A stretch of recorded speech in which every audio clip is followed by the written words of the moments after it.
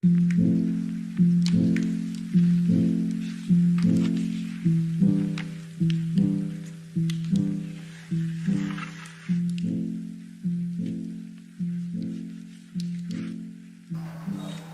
name is Daewon Nongrem. That's a Khasi title. Okay.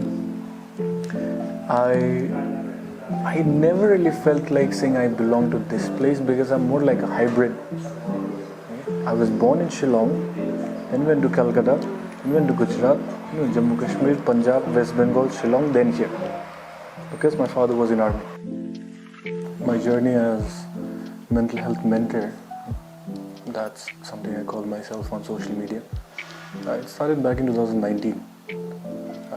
That was the time when I finished my master's in counseling psychology, and as I was starting my work, I realized one thing, that there are people who need help and there are people who are providing services like counseling or psychiatrists.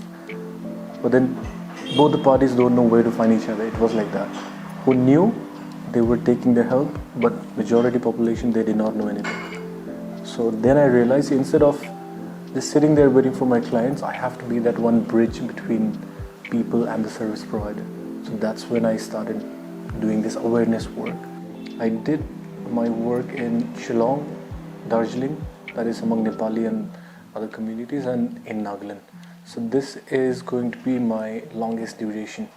It's going to be more than 2 years now that I'm working here. And one of the things that really fascinates me about Nagaland is that I found that the youth out here really needs to work on this one, mental health awareness. They know, they have some idea about this, but then not a clear picture. And as you know, social media influence and all that. I'm not saying it's bad, but then pop culture, pop psychology. So the terms like depression, anxiety has become so normal.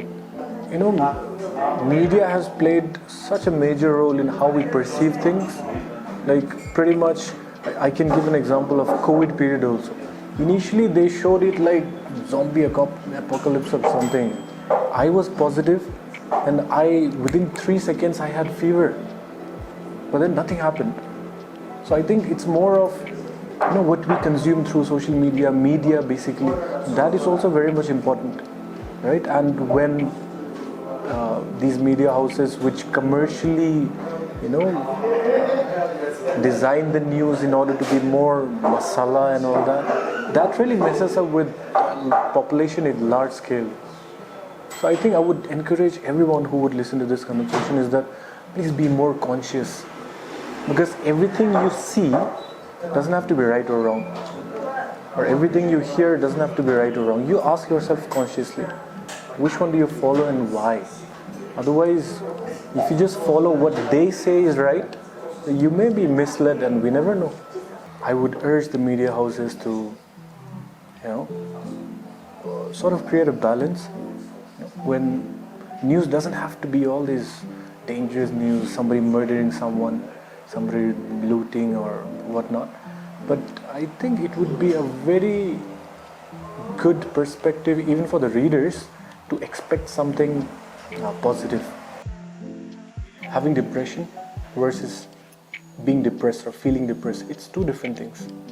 Symptoms are pretty similar, but depression is a long-term thing when you're clinically diagnosed. But when you say I'm depressed, even I get depressed sometimes. That's a small duration phase where I feel very low, hopeless or things like that. People talk about depression or anxiety or other mental health disorders because the media has social, let's say Instagram, the video used to be IGTV, then it became 60, then 30, now 15, now contents are for 3 seconds also. So the attention span has gone down, according to me. That's my observation. So I think to fit into that attention span, I think content creators are also squeezing in the information. So the rich information of what actually is mental health is not coming out so as quickly as they can say. So they just say, okay, you have these symptoms, that means you have depression or anxiety. So I think that's one of the reasons people don't get complete information on that. So my approach to address this issue of awareness is more like based on education plus entertainment. Education is where I talk about what is mental health. Okay, how is it different from physical health, if it is important or not. Over the years, as I started doing these awareness events, I realized one thing: it's becoming very mundane for me as well to only talk about mental health. I call 10 people, let's talk about mental health. It becomes very monotonous, right? Then I thought of how about we introduce entertainment factor also. So that way it becomes much more effective than what I initially did, invited people and talked about. So fusing this entertainment plus education was a very successful idea that's working, and I'm still working on with that. For our athletes, or let's say Naga athletes, they're physically very good, right? They're physically fit. So as a sports person, it's very less chance, or people hardly expect them to feel emotionally or psychologically stressed. But then at the end of the day, they're human being, right? So most common issues that they face is performance anxiety. So performance anxiety basically is when you assume that you're going to win or lose, right? That's the two sides of any game. But for them, before performance or before their tournament, they feel this jittery feeling, okay, based on how they think. If they're very confident, they may think, I'm going to win. Okay, I practice a lot. No matter who comes, I'm going to win.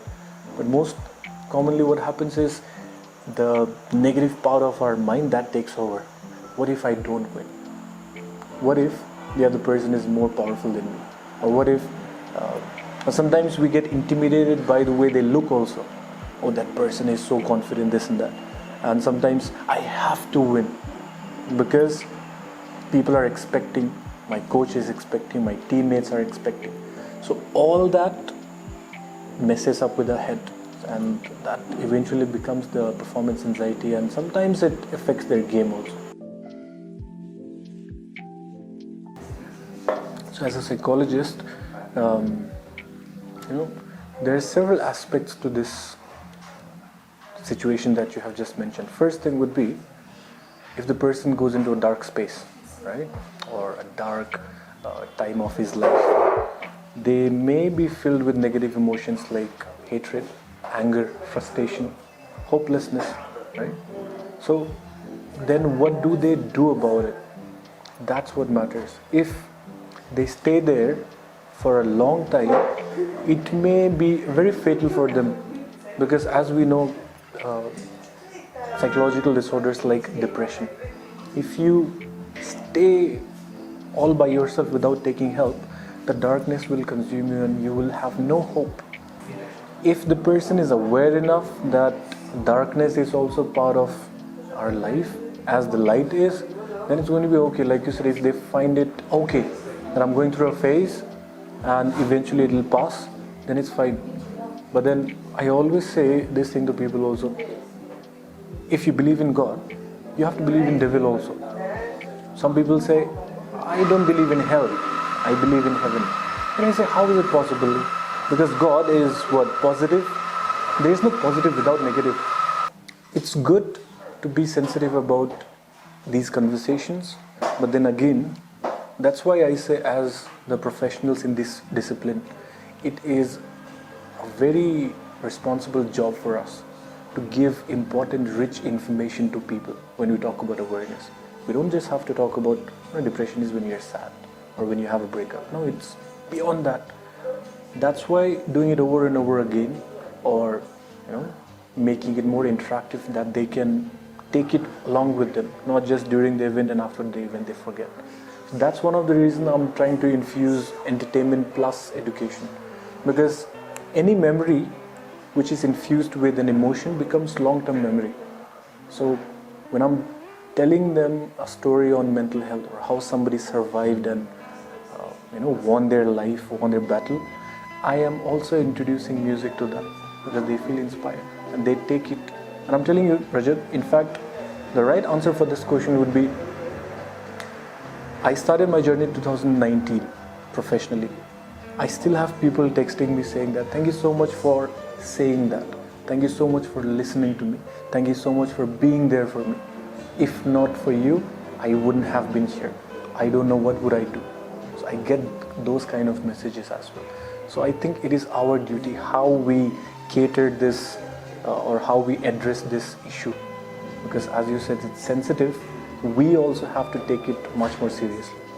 And for me, my vision is the very reason that I work with young population is because I see the next generation more educated, more open and more positive towards mental health awareness and more open towards talking on such sensitive topics. Because they are the future, you know, like we say. So that's what my vision is. I train somebody in school now, at least they're going to be positive in college. If I train somebody who is in college right now, next generation or in few years they're going to be giving that same message to their juniors or to their kids. So that's what my vision is for the next generation.